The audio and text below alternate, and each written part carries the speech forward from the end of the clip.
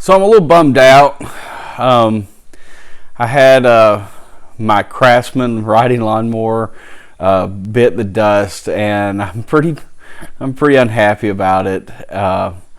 The Craftsman 42-inch riding lawnmower, I actually looked it up in my records just because I'm just a total geek like that, and that mower was purchased in October of '03 by my mom, and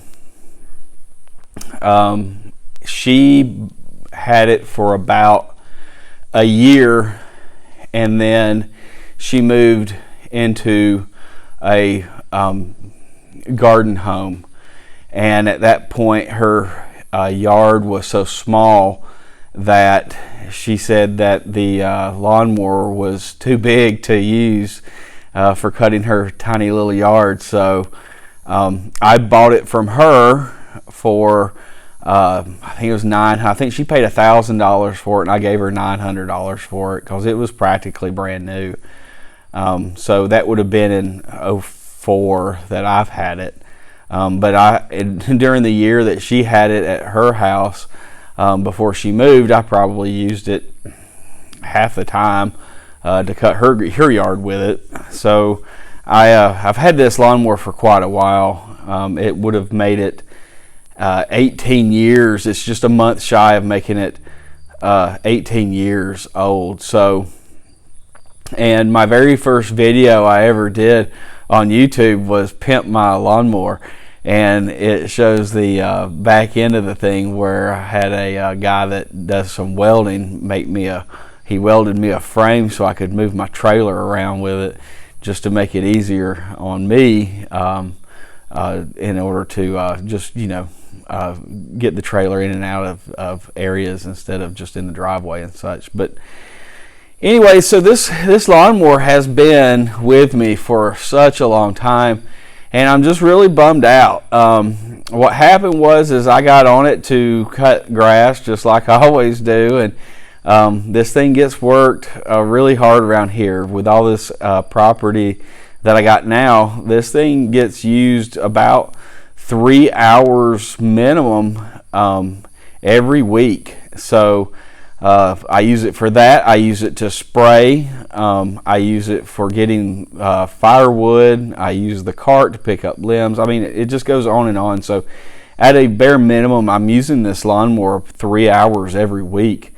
I use the Craftsman exclusively to cut the half of our property is horse pasture, was horse pasture, so it's really rough riding, and the zero turn, neither one of them have any type of like suspension on it, but the ride on the Craftsman is a little gentler, so I use it for the pasture, but also because I really don't want to get the zero turn out there in the pasture, just because it's so much more expensive. And if I were to tear something up, the Craftsman would be the obvious choice, but I still didn't, purposely try to tear the thing up.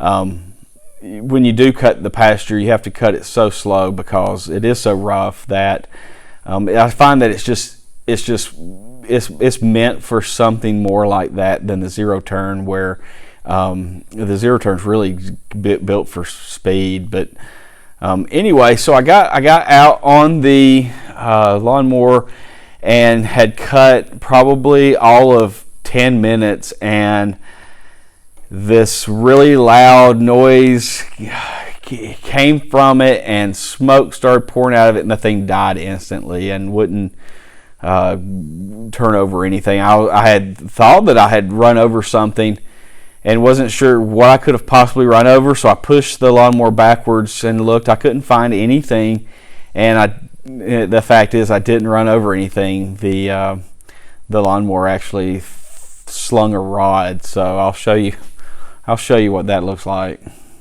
So here's the lawnmower in question. Good old Craftsman LT1000. It's a 42-inch. This thing has been solid. I could not have ever made a better purchase than buying this way back when. This lawnmower has been just great. It has been in the shop one time, and that was 2 years ago. One of the pulleys underneath the deck here had just wore out and basically spun off. So I had to take it to somebody to get that repaired. And that's the only time it's ever been in the shop for any kind of repair. I'm going to show you what it did here. If you see down in here at the engine and get a light, you can see that it's cracked. The engine is actually cracked. If you look right below that brass nut, there should not be that gap there. That is one solid piece of aluminum, and that's the actual engine block. So the lawnmower is no longer functional in any regard. So it will not do anything ever again without replacing the motor. So just figured I would make a quick video. It's one of those things where I'm glad that I got so many good years out of it, because it was such a good lawnmower. But it's really sad on one or several things, because it reminds me, every time I get on it or think about the Craftsman, I think of my mom. She recently passed. And so it's just another thing that that I won't have to remind me of her on a weekly basis, although I don't really need reminders. But also it's not really, you wouldn't really say all the fun times on a lawnmower, but it reminds me of home. It reminds me of my my house in Alabama. It reminds me of being in Alabama. And it just reminds me of home. And so again, it's just one less thing that reminds me of home. And so it's kind of sad on that regard as well. But I haven't yet figured out or not whether I'm going to replace it. If you look at the lawnmowers that are comparable to this Craftsman, you're talking about, for the exact same model, you're talking they're about anywhere from $1,500 to $2,000. That's how much these things have increased in the 18 years since this thing was purchased. And I have the zero turn, but I just don't know if I really don't want to shell out that kind of money for another lawnmower with the having upkeep on two lawnmowers. That would be 5 blades that I sharpen every year, that I've been doing all that and all the maintenance and everything. It would be nice to have one less piece of equipment to maintain, but at the same time, cutting that pasture is going to be an issue, I think, with that zero turn. But it's something that I enjoy. I actually enjoy riding the Craftsman more than the zero turn, just because it's slow.